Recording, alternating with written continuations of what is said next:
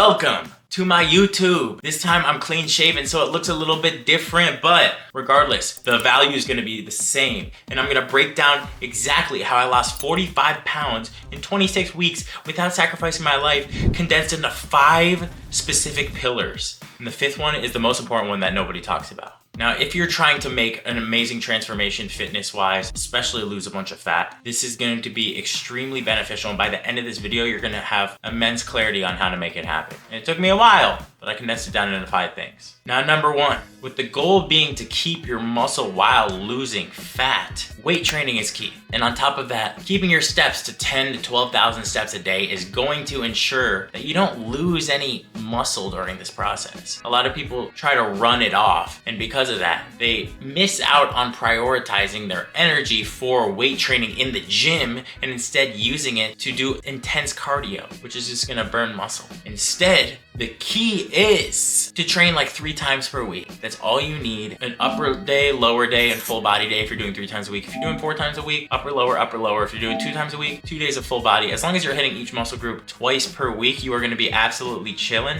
and it's gonna allow you to ensure that you're maintaining your muscle mass and actually losing the right weight rather than muscle. You wanna just lose body fat. And then having the low intensity cardio like the steps is gonna be the easiest, least impacting cardio that you can use on your body. It's gonna be very beneficial in terms of recovery as well, because when you're in a calorie deficit, when you're eating less than you burn, when you're in fat loss mode, your recovery is hindered. So you wanna try to prioritize recovery as much as possible. That's why I say 3 times a week in the gym and mostly just focusing on steps rather than high intensity cardio. Number 2, I track literally every single solitary thing on MyFitnessPal. I don't care. Can you lose weight without tracking on MyFitnessPal? Absolutely. But are you gonna be as sure as you would with all your inputs if you're not tracking? No, you're not, okay? Tracking is the most sure thing you can do in order to ensure your progress with fat loss. What I did when I went from 200 to 160 pounds in 6 months, I started about 2,600. Then once I got down to like 180, I went to 2,400. And then when I went down to like 160 to get that last little bit off, I was at like 155 to end. Then I was probably around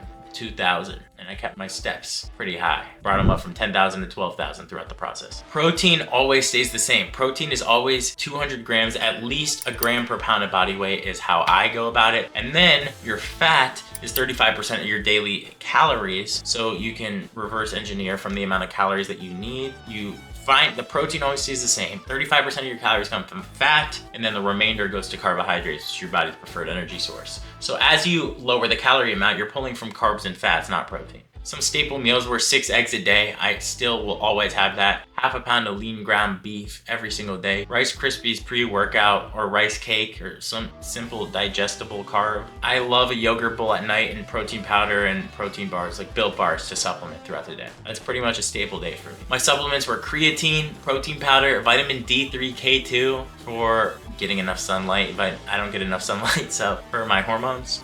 Fish oil, magnesium glycinate before bed to improve sleep.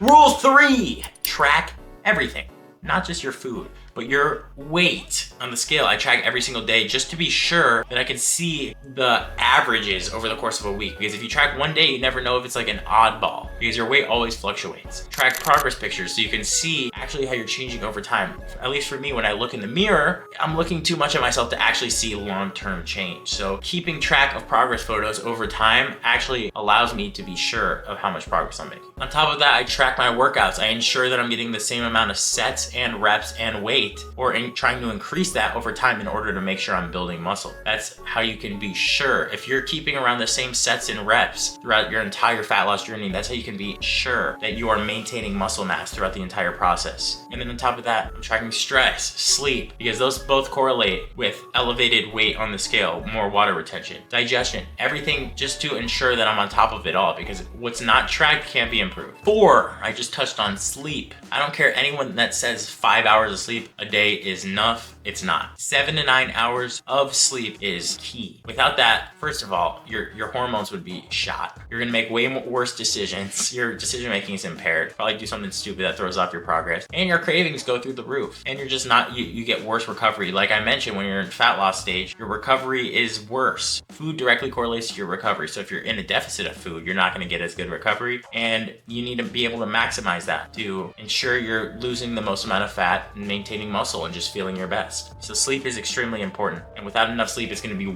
just make your journey way harder. And rule number 5, the most important rule of the entire thing. It's not the program or the macros or whatever it is that actually determines your progress. It's your identity. You must become the person capable of making the transformation. What do I mean by that? Well, for example, if you gave someone lazy my body, not to be arrogant, they would lose it. And if you put me 50 pounds overweight, I'd get lean again because I'm the person capable of following my word, being resilient, not making excuses for myself, and knowing that I have to do what most people can't do to get the results that most don't have. That's the thing. That's why ChatGPT is available for everyone to give workout nutrition plans, but no one's in shape. That's why McDonald's is a $1 trillion industry, even though everyone knows it's bad for you. Because the knowledge can be there, but you have to become the person capable of following it and following through on your word. That's the difference. So imagine that version of yourself that you're trying to become, you know, whether they're 20, 40, 100 pounds underweight from where you are right now. And imagine what they would do. Do they follow through on their word? Do they make excuses? Do they show up for themselves regardless of how they feel? And that's who you must become today. A lot of people say change takes time, but it's false. Change happens overnight with one decision. The results are delayed. They take time. But it's up to you to become that version of yourself that you're trying to become today, mentally. And that's what will actually get you the results. It doesn't matter what your workout nutrition plan is if you're not the person capable of actually making the transformation. Because at the end of the day, the transformation is not just physical, it's completely mental. Your body reflects your mind. Anyways, I hope you found this valuable and you can utilize all this information to make your transformation yourself. However, if you want to ensure that you get there with a customized and tailored plan, structure, and accountability with support to go with it, click the link in the description below or send me a DM on Instagram, we could chat. But either way, if you found this valuable, like, subscribe, comment what I should make next, and I'll see you in the next video.